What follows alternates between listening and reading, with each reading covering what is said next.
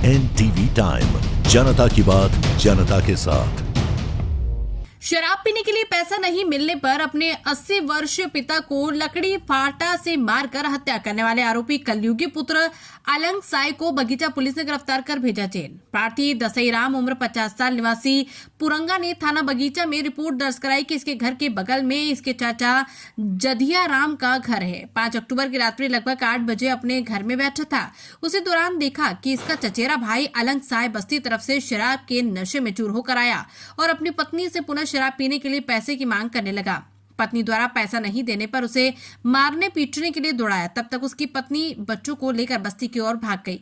जोदियाराम की पत्नी सुबह से घर में नहीं थी। कुछ देर पश्चात प्रार्थी के चाचा जोदियाराम अपने घर में अकेले सो रहा था। उसके कमरे में लाइट जल रही थी। उसी दौरान प्रार्थी देखा कि उसका चचेरा भाई अलंग साय अपने पिता जोदियाराम के पास गया और उसे शराब पीने के लिए पैसे की मांग करने लगा।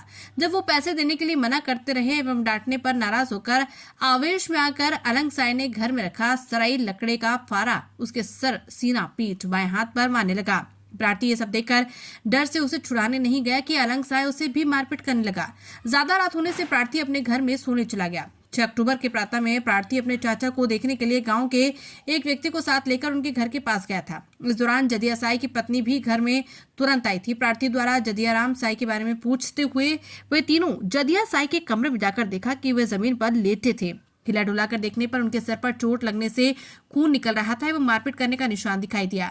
जदिया साय की मृत्यु हो चुकी थी। प्रार्थी की उक्त रिपोर्ट पर मर्ग पंजीबद्ध कर मृतक का पीएम करवाया गया। पीएम रिपोर्ट पर अपराध घटित होना पाए जाने पर मामले में धारा 103(1) BNS का अपराध पंजीबद्ध कर लिया, विवेचना में लिया।